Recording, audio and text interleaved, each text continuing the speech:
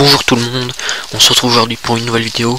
Donc on est sur une vidéo découverte, on va dire test, enfin non découverte plutôt, de Windows 10 sur Xbox One. Donc la mise à jour a été disponible donc à partir du 12 novembre.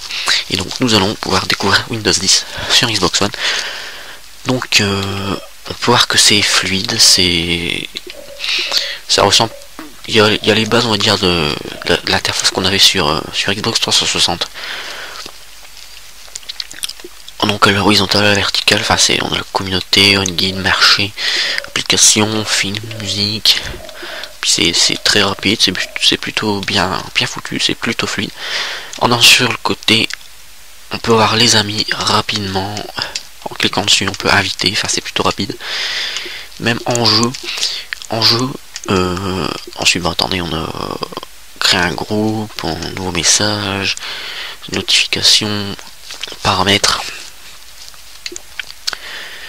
Et aussi on a la possibilité, donc en faisant quand on est dans un jeu, pendant qu'on joue à un jeu, en faisant un double, en appuyant 2 fois sur la touche Xbox de la manette, hop, en plein jeu, comme là je viens de faire, par contre on n'est pas en jeu mais c'est quasiment c'est pareil.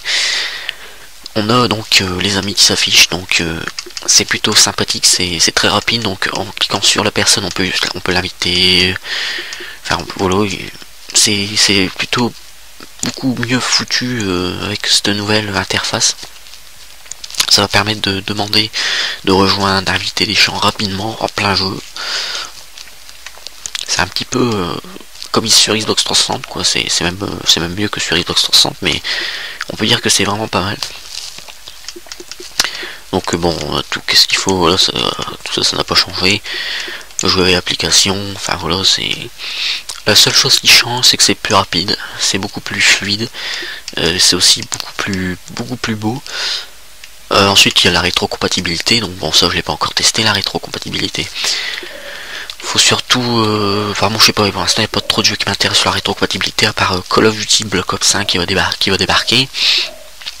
Et ensuite il y a certaines rumeurs, j'ai entendu parler qu'il y aurait Call of Duty 4 comme prochain Call of après BO1 rétrocompatible. On aura certainement tous les Call of Duty anciens.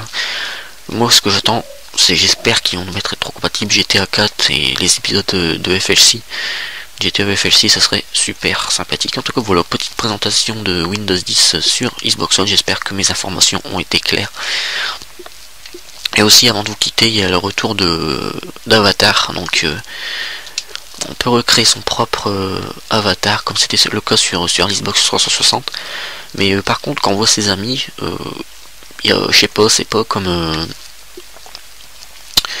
sur Xbox 360 où on voit l'avatar tout ça.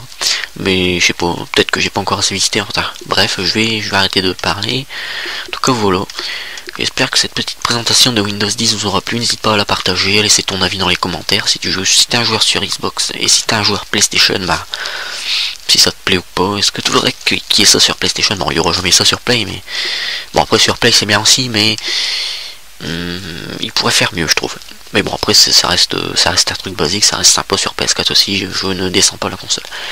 En tout cas voilà, j'espère que ça t'a plu, n'hésite pas à lâcher ton like, ton avis comme je l'ai dit. Puis bon, moi je te dis tout simplement à très bientôt pour une prochaine vidéo. Salut.